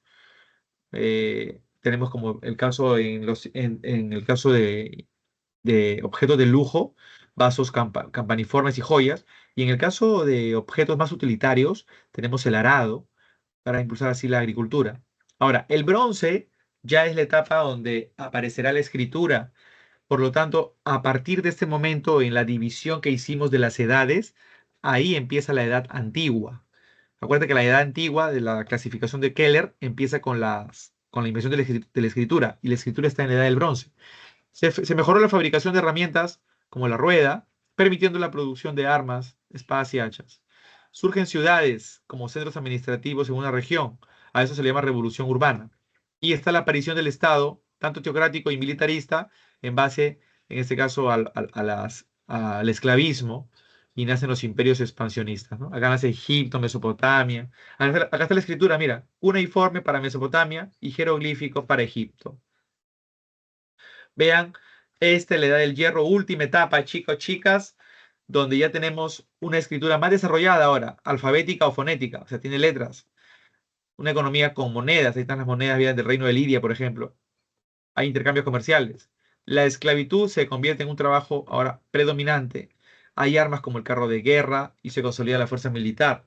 Se desarrollan las maquinarias, en este caso militares e imperiales, en este caso que le dan mayor expansión a esos estados. En Europa se distinguen dos etapas del hierro. La primera conocida como la Hallstatt, que está en Austria, y la segunda como la Tene, que está en Suiza. Son los lugares donde se va a forjar hierro. El hierro no es fácil forjarlo porque se requiere de hornos a altas temperaturas. Aquí tenemos un cuadro interesante. Quiero que le tomen screenshot a esto porque nos va a servir para la semana 3 y para la semana 5. En la semana 3 tenemos que analizar 4 civilizaciones: Mesopotamia, Egipto, India y China. Y en la semana 5, Perú, no, perdón, que estoy hablando, Grecia y Roma, ¿ya? Grecia y Roma. Ahora, Perú y México son los otros dos lugares donde se desarrolló la, el tema de la revolución urbana también, neolítica. En el caso del Perú, acuérdense que es en el arcaico superior, ¿ya? Y estos criterios respecto a las civilizaciones son interesantes. Con respecto a la escritura, va a ser muy fundamental en siglos posteriores, como en el 18, en época de la Ilustración, y así por el estilo: metalurgia, el estado, el desarrollo de la tecnología hidráulica y la cerámica. Chicos, chicas, tomen un screenshot a eso y un screenshot a esta línea de tiempo de todo lo que hemos hoy día tocado, pero yo les estoy pidiendo a ustedes, pues, que vayan dándole la interpretación de vida, como lo hemos mencionado al principio, para no memorizar. Preguntas, dudas, consultas. Profesor, el proceso de, bueno, paleolítico, mesolítico y neolítico son procesos de los hechos históricos, del hecho histórico que sería la humanización. ¿Es correcto? Es correcto, así es. Ok. La edad de piedra, que se divide en tres, y la edad de los metales, que también se divide. Eso es todo un proceso, y dentro de ello encontramos, pues, hechos importantísimos, ¿no? En este caso, el hecho ahí en el caso de la etapa de la edad de piedra, en el paleolítico, la hominización, el hecho histórico. Perfecto. Anoten las claves de esta semana y pues van a ir ustedes tomándose la misma pregunta como prueba y a ver qué tal les va, ¿ya? La otra semana, escúchenme, nosotros tenemos ahora que ser muy prácticos y me pueden preguntar todas las dudas que tengan respecto a estos ejercicios y los que también estén en la semana que viene. Asimismo pueden traer ejercicios de otros exámenes que ya hemos tomado en la pre, si hubieron dudas o algo respecto al método de resolución. ¿Con qué fin? Con el fin de que se haga muy utilitario el espacio, ¿ya? Entonces, anoten por favor las claves referentes a esta semana. Vamos con la primera pregunta. La clave tendría que salirte, anótalo aparte para que no estés luego en el momento de evaluarte copiando la clave, ¿ya? La clave te va a salir la E de entrégate. La 2 te tiene que salir D de dinosaurio. D de dinosaurio. La 3 te va a salir la clave C de corazao. Corazao. Corazao. La 4 te va a salir la C de corazao. Corazao. Y la 5 te va a salir la B de besito. La B de besito. Y pues con eso vamos a finalizar esta primera consejería académica. Y no sé si hay alguna otra última duda. Angelita, adelante. Profesor, ¿las claves que acaba de dictar son las claves de propuestas o de clase? Estas son las claves de los ejercicios que ustedes encuentran en los ejercicios de clase de la separata. Ya, profesor, gracias. Muy bien, Ángela, excelente. Adelante, Jennifer. Profesor, ¿cuál es el horario de las clases académicas de historia? Porque no nos dan el horario. Bueno, no sé si nos van a dar en la semana, pero por el momento no. Ok. El horario de consejería con mi persona, para los chicos que ya han ingresado después, soy Alfonso Inostroza, son los días lunes de 6 a 8. Ahora, existen también otros horarios, están mis colegas y ustedes pueden también recurrir al horario que ustedes tengan ahí libre para poder entrar con mis colegas también, si es que desean, o si no, los días lunes de 6 a 8 en este horario. Por ahí creo que Einer levantado su manito, o no sé, ¿alguien más? Profe, buenas noches. ¿Cómo Profe, estás? ¿cuál es la diferencia entre clanes, tribus y bandas? Ah, ya, muy buena pregunta, Einer. Para empezar, las bandas son agrupaciones de individuos que va entre 25 a 30 individuos como máximo. Las bandas como organizaciones sociales se encuentran por primera vez en la época del Paleolítico.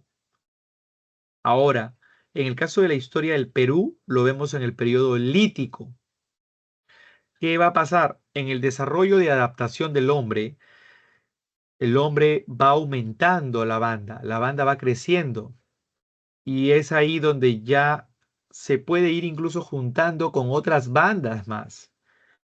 Cuando ya pasa los 100 individuos, ya no se llama banda. Ahora, ese crecimiento hace notar que en este caso es un clan. Y la gran diferencia no es solamente el número de habitantes, sino que tienen el antepasado común que se conoce como tótem, que puede ser como en este caso una efigie de madera, una especie de palo, un palo de madera o una piedra. Y en el caso del clan también, su modo de vida es semisedentario. Recuerda que ya los clanes viven construyendo chozas. En cambio, las bandas no, las bandas vivían pues en las cuevas o en las cavernas. Ahora, la tribu ya viene a ser eh, una organización social más amplia. En el caso, podríamos hablar que los clanes podrían haberse unido a cuatro o cinco clanes y ya estamos formando una tribu. En sí, una tribu es un pueblo. Y no solo la diferencia es que es más numeroso que la banda, perdón, que el clan, sino que la tribu es sedentaria. Por lo tanto, ya encontramos a la tribu en aldeas y diferentes sectores de la tribu dedicados a actividades diversas, desde la textilería, orfebrería, arquitectura, escultura, cerámica, o también actividades no solamente oficios, sino también económicas como la agricultura y la ganadería.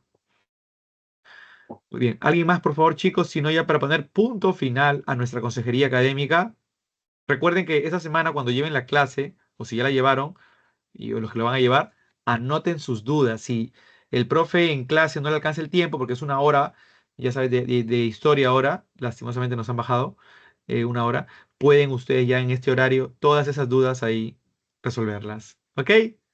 Muy bien, entonces, antes que se retiren, solamente para poder, antes que se retiren, por favor, chicos, para poderle tomar un screenshot, por favor que se me estaba pasando a tomar el screenshot. Me va pasando la voz por ahí, Angeli. Adelante, Kate, adelante. Adelante, Kate.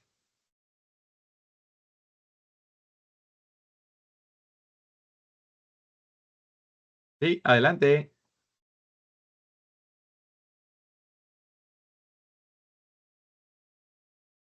Bueno, Sarmiento creo que es. Einer, adelante. Profe, en la 4 los centros urbanos no son del neolítico, ¿no? No, del mesolítico que diga. A ver, respecto a la pregunta 4, ¿me dices? Sí, sí, profe, sí. Ok. No sé qué le pasó al micro de mi amiguita Kate, que parece que está fallando. ¿En qué parte me preguntas? A ver, vamos a hacer la 4. El Mesolítico, dice, fue el periodo de la Edad de Piedra que coincidió con la transición climática del Pleistoceno al Holoceno. En dicho periodo se aceleró la desaparición de la megafauna, ¿no? Por eso nace la domesticación. Pero también el incremento de la vegetación. Ojo, se aceleró la desaparición de la megafauna, pero también el incremento de la vegetación. Ahora bien, respecto al mencionado periodo, podemos señalar qué características. Uno, la intervención experimental en la reducción de animales y plantas. Sabemos que el hombre empieza la domesticación de plantas y animales. Entonces hay una experimentación, lo que se llama la horticultura, que es la agricultura experimental, y el pastoreo, que viene a ser la preganadería. Entonces, es la intervención experimental en la producción, en la reproducción de animales y plantas, claro, verdadero, ¿ya? En la segunda, se menciona el desarrollo de centros urbanos para planificar la producción de alimentos. Recuerda que los centros urbanos en sí mismo los vamos a ver en el neolítico, ¿ya? Neolítico. Aquí esta no pertenece. La 3, formación de viviendas temporales, claro, las chozas, al aire libre ante la elevación de la temperatura. Hay chozas ya.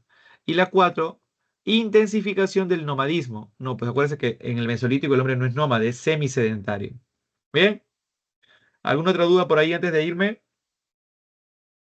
Profe, ¿centro urbano no es lo mismo que ciudad-estado?